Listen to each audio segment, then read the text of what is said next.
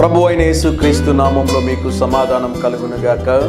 Shalom. ఈ ఉదయకాల సమయంలో ఒక ఆశ్చర్యకరమైన విషయం ఏంటి అంటే 2026వ సంవత్సరము ఆరంభమయ్యి డిసెంబరు 31వ తేదీలోనికి మనం అడుగు పెట్టినాం. అందుని బట్టి దేవుని నామానికి స్తోత్రం కలుగునుగాక.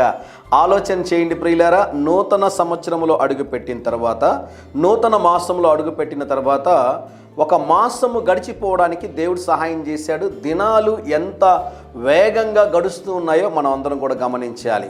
సంవత్సరాలు మారిపోతున్నాయి, నెలలు మారిపోతున్నాయి, దినాలు మారిపోతున్నాయి, కానీ మన జీవితాలు, మన బ్రతుకులు, మనకున్న సమస్యలు, ఇబ్బందులు మారడం లేదు. దానికి కారణం ఏంటి అంటే మనము మారు మనస్సు పొందినటువంటి సంపూర్ణ రక్షణ అనుభవం కలిగిన వారం అయితేనే తప్ప మన జీవితాలు ఆశీర్వాదకరంగా ఉండవని దేవుని సేవకుడిగా తెలియజేస్తున్నాను.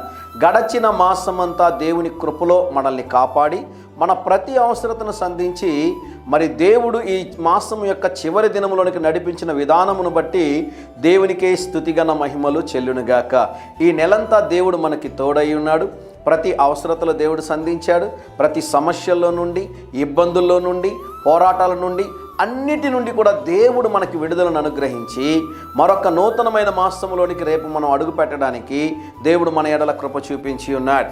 ఈ దినాన్ని చూడలేక అనేక మంది గతించిపోయినను దేవుని యొక్క ఉచితమైన కృప నూతనమైన మాసమును ఎదుర్కొనడానికి దేవుడు మనకి మరొక అవకాశమును దయచేసి ఉన్నాడు. కనుక ప్రాముఖ్యంగా ఒక మాట చెప్తున్నాను ప్రియులరా, ఈ నెలంతా మనకి తోడై ఉండి మనకి సహాయం చేసినటువంటి దేవునికి స్తుతి ఘన మహిమలు చెల్లునుగాక. దేవుని నామానికి స్తోత్రము కలుగునుగాక. కొంచెం సమయం తీసుకొని దేవుని స్తుతించండి, దేవుని నామాన్ని ఘనపరచండి. దేవుడు చేసిన ప్రతి మేలునకు కృతజ్ఞత కలిగి జీవించాలి అని దేవుని సేవకుడిగా తెలియజేస్తూ ఉన్నాను. నూతన మాసంలో ఈ 2 నిమిషాల సందేశం కాస్తంత ఎక్కువసేపు ఉంటుంది.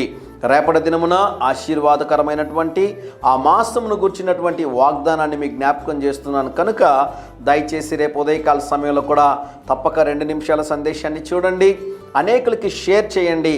మీరు చూస్తున్నటువంటి వీడియోని ఒక్క చిన్న లైక్ కొట్టారంటే అది ఇంకా అనేక మంది చూడడానికి అవకాశం ఉంటుంది. కనుక ఈ విషయాలు జ్ఞాపకం ఉంచుకోండి. ఈ దినము కొరకు మత్తయి సువార్త 6వ అధ్యాయము 34వ వచనము.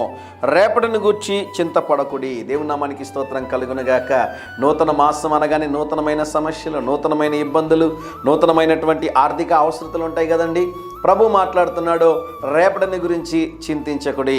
దేవుడు ఒక అద్భుతమైన కార్యం చేయబోతున్నాడు. కనుక రాబోతున్న మాసం అంతా కూడా దేవుడు మీకు తోడుగా ఉండి మీ ప్రతి అవసరతను సంధించి బలమైన కార్యాలు దేవుడు చేస్తాడని దేవుని సేవకుడిగా తెలియజేస్తున్నాను. కనుక ధైర్యంగా ఈ దినాన్ని ఎదుర్కోండి. దేవుని సన్నిధి మీకు తోడుగా వచ్చునుగాక. ప్రియ పరలోకపు తండ్రి, మీరిచ్చిన ఈ శ్రేష్టమైన వాగ్దానము కొరకే వందనాలు ప్రభువా. మా ప్రియులు తలపెట్టుచున్న ప్రతి కార్యములో ఈ దినము జయమును అనుగ్రహించి రేపటి దినమున నూతన మాసమును ఎదుర్కొనడానికి సహాయము చేయమని యేసు నామములో ప్రార్థిస్తున్నాము తండ్రి. Amen, amen.